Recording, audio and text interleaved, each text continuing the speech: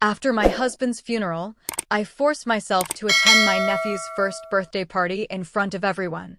My sister announced her son was actually my husband's child, then she pulled out his will and demanded half of my $800,000 house as inheritance. My name is Bridget, and at 34 years old, standing in a backyard surrounded by pastel balloons and the shrieks of happy children, I was the last thing anyone expected to see, a widow. It had been exactly 3 months since I buried Adam, my husband of 11 years, after a sudden aneurysm stole him from me in the blink of an eye, leaving behind a silence in my house so loud it sometimes felt like it was screaming. I had dragged myself out of the depths of my grief to attend my nephew Lucas's first birthday party, feeling like a ghost haunting the living, when my sister Cassandra decided to drop a bomb that would shatter what little peace I had left. She stood up in front of our family and friends, smoothed down her dress, and announced with a terrifying calmness that Lucas, the baby I had loved and cared for, was actually Adam's son. Before slapping a forged will onto the table and demanding half of my $800,000 home. She expected me to crumble, to scream, or to fall apart, but she didn't know the one secret Adam and I had taken to the grave, a secret that made her elaborate lie not just cruel, but absolutely impossible, and as I looked at her smug face, I realized with a jolt that I wasn't going to cry, I was going to laugh.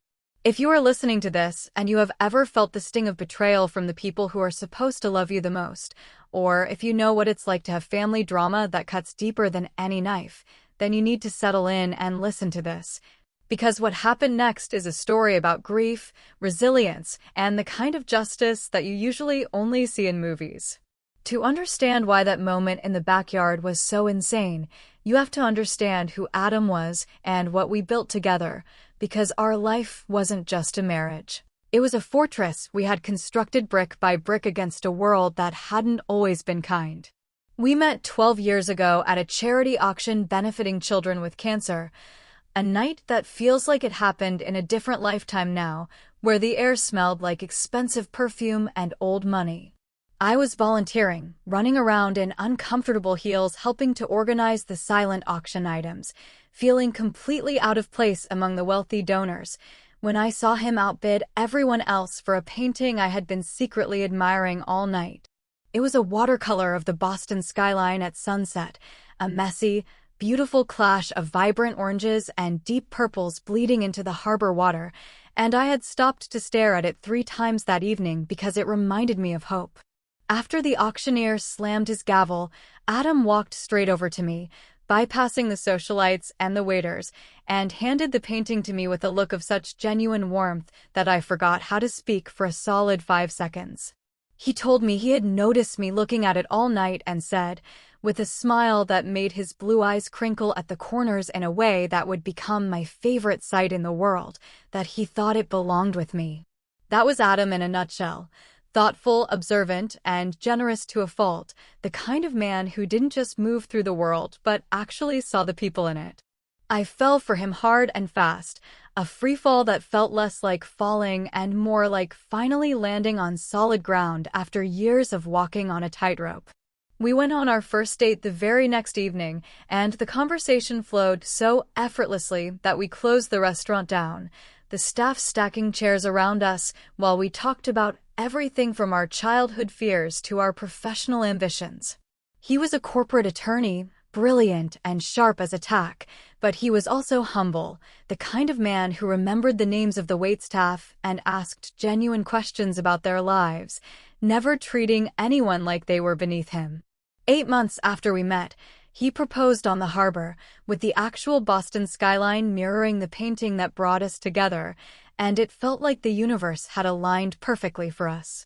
We bought our Victorian home in Beacon Hill shortly after our first anniversary, a massive undertaking that terrified me financially at $800,000, but Adam had just made partner at his firm.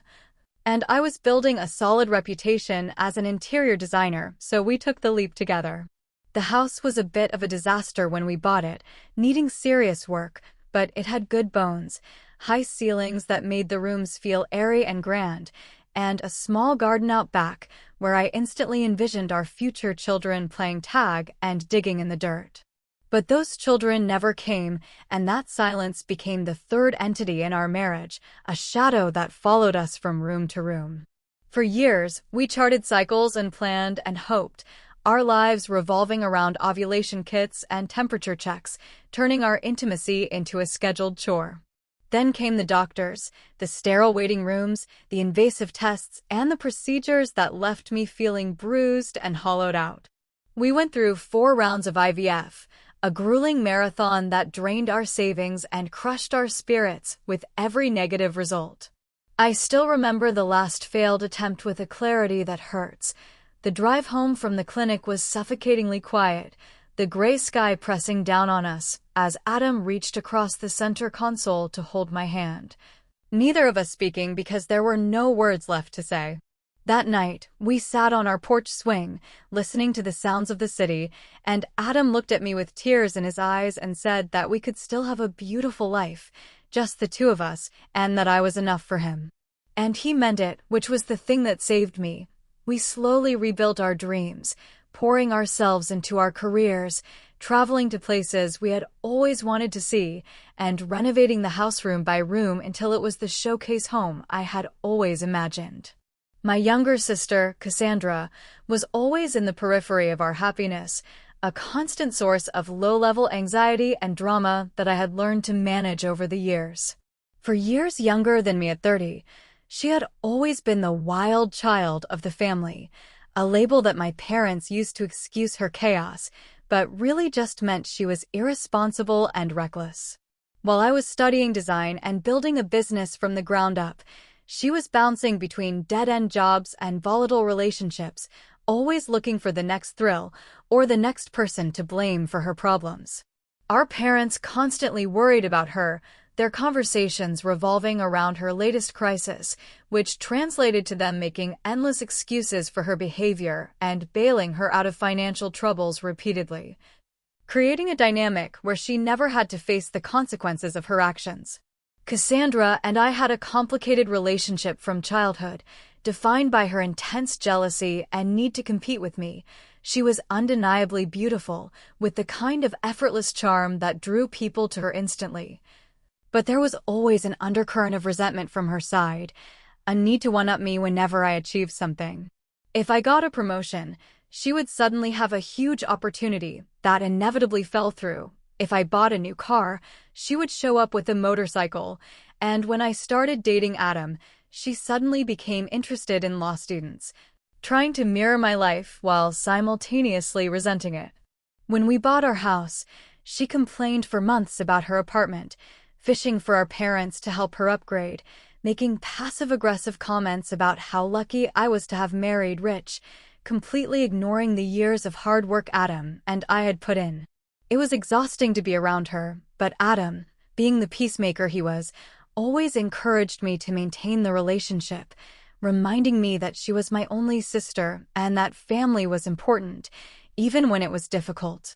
2 years ago, Cassandra started dating Tyler, a bartender she met while out with friends, a handsome guy in a rugged, rough-around-the-edges way, with tattoos covering his arms and a motorcycle that my parents hated on sight. Their relationship seemed volatile from the outside, filled with dramatic public breakups and passionate reconciliations that exhausted everyone around them. Then came the pregnancy announcement at Thanksgiving dinner the year before Adam died, a moment that felt like a punch to the gut. I was leaning into the societal expectations of being the good sister, smiling and nodding, yet there she was, announcing her pregnancy with theatrical tears and declarations about the miracle of life, while I sat there feeling the familiar, acidic sting of jealousy. After all our struggles, all our heartbreak, and all the money we had spent trying to conceive, Cassandra had accidentally achieved what we had desperately wanted, treating it like another accessory to her life.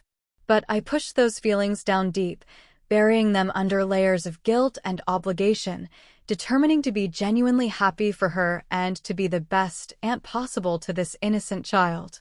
Lucas was born a healthy 8 pounds and 4 ounces, and I was at the hospital with flowers and a handmade blanket I had spent months knitting, ready to love him regardless of my feelings about his mother.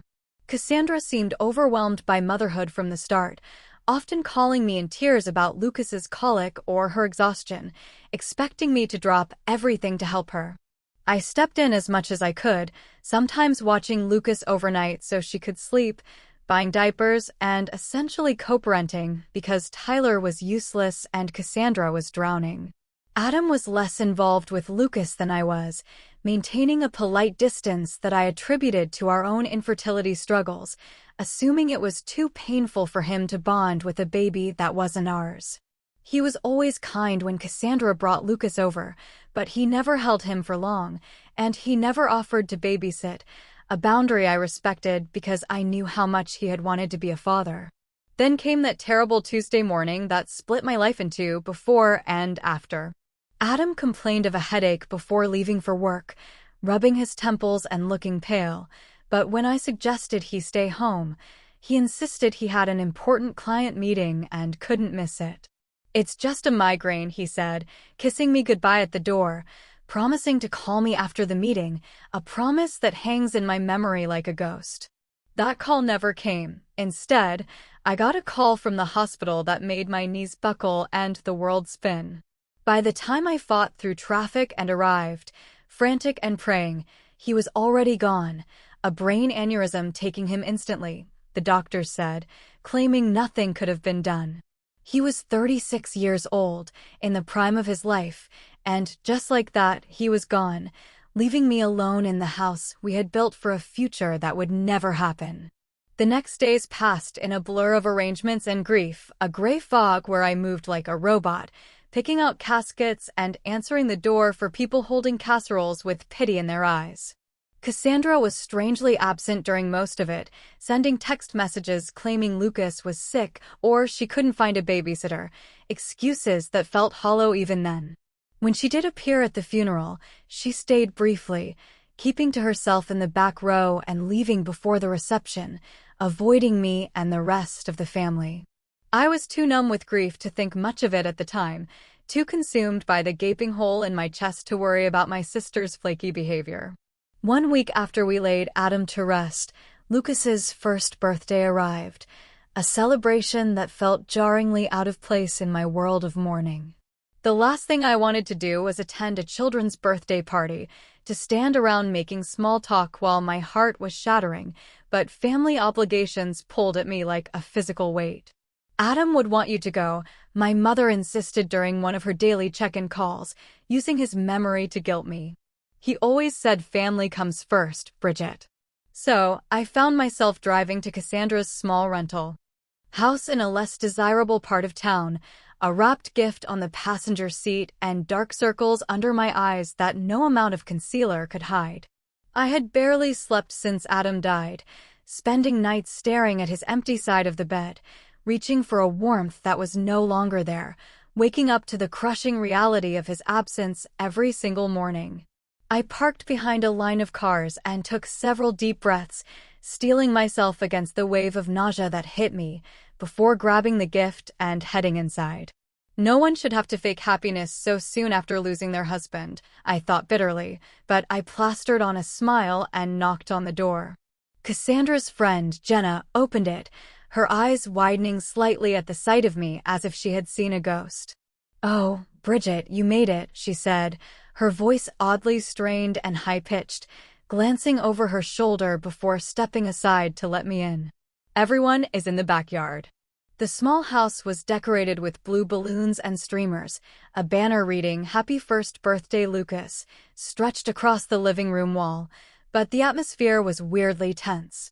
I noticed a group of people I didn't recognize clustered in the kitchen, whispering and glancing at me, falling silent as I passed. In the backyard, more guests stood in small groups, plastic cups in hand, looking uncomfortable. I spotted my parents sitting awkwardly at a picnic table, looking relieved when they saw me. My father stood up and embraced me, holding on a little too long. "We weren't sure you would come," he said quietly. Of course I came, I replied, my voice sounding hollow to my own ears. Where's the birthday boy? With Cassandra inside, my mother said, refusing to meet my eyes, picking at a loose thread on the tablecloth. They should be out soon for the cake. I mingled awkwardly for 30 minutes, accepting condolences that felt like sandpaper on raw skin, deflecting questions about how I was holding up, feeling the eyes of the guests on me. Everyone seemed on edge, conversations stopping abruptly when I approached, creating pockets of silence that followed me around the yard. I chalked it up to people not knowing how to act around a newly minted widow, the awkwardness of death intruding on a celebration of life. Finally, Cassandra emerged from the house carrying Lucas on her hip, wearing a brand new, expensive-looking dress I had never seen before and her hair freshly highlighted, looking far more put together than a struggling single mom usually did. Lucas looked adorable in a little button-up shirt and bow tie, kicking his legs with excitement, but Cassandra barely acknowledged me as she placed him in his high chair. She seemed energized, almost giddy, moving around the yard with an unusual confidence that set my teeth on edge. She tapped a spoon against her glass, the sharp sound cutting through the murmurs of the crowd, calling for everyone's attention. Thank you all for coming to celebrate Lucas's special day, she began, her voice projecting across the yard like she was on a stage. This past year has been full of surprises and challenges, as many of you know. The guests exchanged nervous glances. My mother suddenly became very interested in her shoes. I have been keeping a secret, Cassandra continued, placing a proprietary hand on Lucas's head. One that I can no longer hide, especially after recent events. A chill ran down my spine that had nothing to do with the wind. Something was very, very wrong. Lucas is not Tyler's son, she announced, her eyes locking onto mine across the yard with a look of pure defiance. He is Adam's. The world seemed to stop spinning. I heard gasps around me, felt my father stiffen beside me, but it was all background noise to the rushing in my ears. Bridget's husband and I had a brief affair 2 years ago, Cassandra continued, her voice steady and rehearsed, reciting a script she had clearly practiced. It was a mistake, a moment of weakness for both of us. We never meant to hurt anyone, but these things happen. I stood frozen, unable to process the magnitude of the lie. My sister was standing over a birthday cake, claiming she had slept with my dead husband, that her son was actually his, twisting the knife into my grief in the most public, humiliating way possible. It was so absurd, so monstrous, that I almost laughed out loud right there. But Cassandra wasn't finished. She reached into her purse and pulled out a folded document, holding it up like a trophy. Adam knew the truth about Lucas. Before he died, he updated his will to make sure his son was provided for. This will states that half of the house Adam and Bridget owned should go to Lucas as his biological child. Every eye in the yard turned to me, staring at the grieving widow who had just been told her husband was a cheater and her home was being taken away. I could see the pity, the morbid curiosity, the discomfort on their faces. My parents looked stricken, my father half standing as if unsure whether to intervene or sink into the ground. And then, to everyone's surprise, including my own, I felt a smile tugging at my lips, not a happy smile, but the sharp, dangerous smile of someone who knows they are holding all the aces. I pressed my lips together, trying to contain the inappropriate laughter bubbling up inside me, realizing how completely she had underestimated me and Adam. Oh, I see, I said finally, my voice calm and even, cutting through the stunned silence. I took a slow sip of water to buy time, to push down the urge to laugh in my sister's face. May I see this will, Cassandra? Her confident expression faltered slightly. She clearly had expected tears, screaming, or a breakdown, not this icy calm. Slowly, she walked over and handed me the document, a typed page with what appeared to be Adam's signature at the bottom. I scanned it quickly, noting the inconsistencies immediately. The formal language was all wrong, a hodgepodge of legal terms that didn't make sense, nothing like the precise, airtight documents I had seen Adam bring home for years. And the signature, while superficially similar to Adam's, was clearly a forgery, a tracing that lacked his characteristic fluidity. The connecting stroke between the A and D was wrong, the final flourish too pronounced, a caricature of his hand. I carefully folded the paper and handed it back to her, my face a mask of neutrality. Thank you for sharing this with me. I think I need to go now. That is it? Cassandra asked, confusion evident in her voice, her victory lap interrupted. You are not going to say anything else? Not right now, I replied calmly, gathering my purse with steady hands. This is Lucas's day. We can discuss this privately later.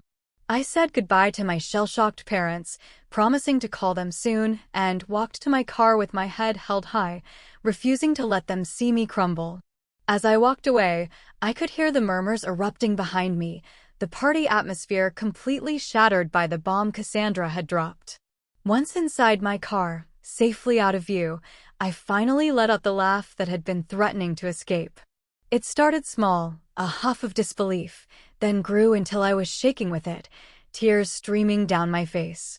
Not tears of joy, but a strange, hysterical mix of grief, anger, and incredulous disbelief at my sister's audacity.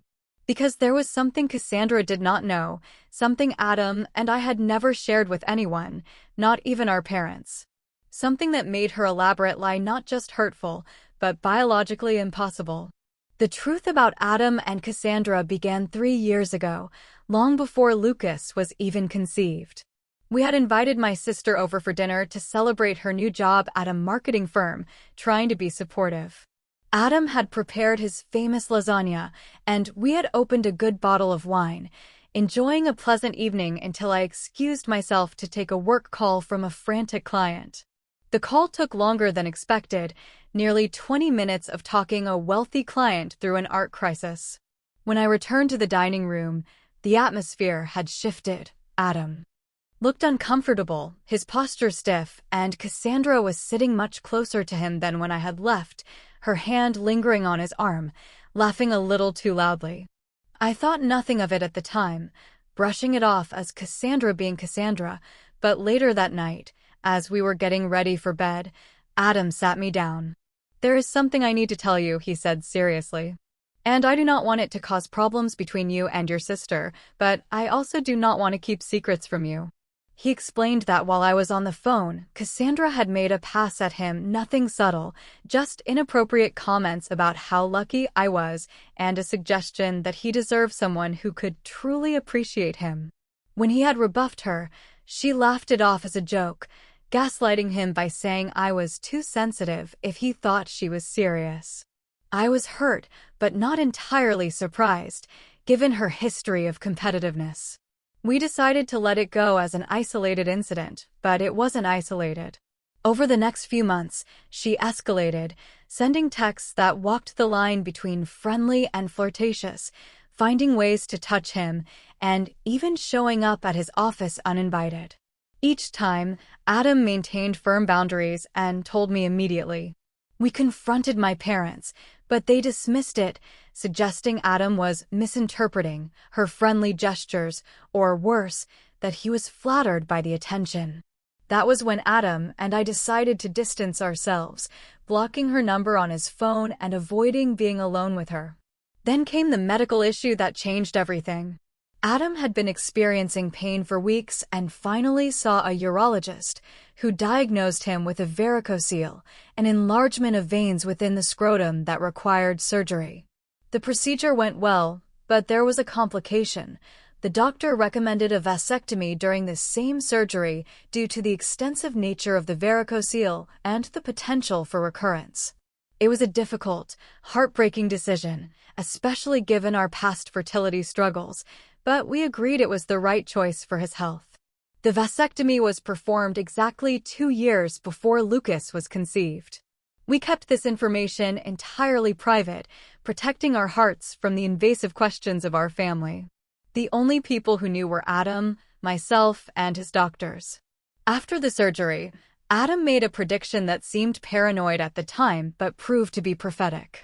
Cassandra is not done, he said, sitting in our garden with an ice pack. I have a feeling she might try something more drastic one day.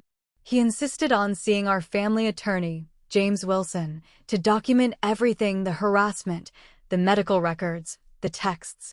You never know what might become relevant, James had advised. We created a disaster preparation kit in a safety deposit box containing Adam's legitimate will, the medical records proving he was sterile, a journal of Cassandra's behavior, and a letter from the attorney. Just in case, Adam had said. The morning after the party, I drove straight to the bank, my heart pounding. Sitting alone in the viewing room of the vault, I opened the box and found exactly what I needed. Inside was Adam's legitimate will, notarized and leaving everything to me: the medical records detailing the vasectomy performed 2 years prior to Lucas's conception, the journal Adam had kept, and printouts of Cassandra's text messages. At the bottom was a sealed envelope with my name on it. I opened it with trembling fingers and read Adam's words: "My dearest Bridget, if you are reading this, something has happened. Use these documents to protect yourself. You deserve to be protected from those who would take advantage of that beautiful heart of yours." Tears streamed down my face as I felt his love reaching out to me from beyond the grave, protecting me one last time. I gathered the documents and went straight to James Wilson's office. James, an old friend and mentor to Adam, was livid when I showed him the forged will. "This is an amateurish forgery," he said, examining it with disdain. "But the intent is criminal." When I showed him the medical records and the contents of the box, he nodded grimly. "These records disprove her claim entirely. It is biologically impossible for Adam to be the father." He recommended hiring a private investigator, Frank Delaney, to dig into Cassandra's motivation. Frank worked fast. 3 days later, he met us with a file that painted a pathetic picture of my sister's life. Cassandra was in dire financial straits, drowning in over $75,000 of debt, with a credit score in the gutter and an eviction notice, giving her until the end of the month to vacate her rental. Tyler, the real father, had abandoned her and moved to Seattle, paying a pittance in child support. Frank also found damning text messages between Cassandra and Jenna, where she explicitly laid out her plan: "Adam's death is terrible, but maybe it's finally my chance. That house is worth $800K. My friend Dave is good with Photoshop. Bridget has always been the golden child. Time for me to get my share." I felt physically ill reading the cold, calculated malice in her words. She wasn't just desperate, she was willing to destroy my life and Adam's memory for a payout. Frank also revealed that Tyler had a history of domestic violence and outstanding warrants, making him a dangerous person to have around Lucas. I was torn. I had enough evidence to send my sister to prison for fraud and forgery, but that would leave Lucas with no one. I called my therapist, Dr. Chin, and cried for an hour, wrestling with my anger and my love for my nephew. "Compassion does not mean allowing yourself to be victimized," she told me.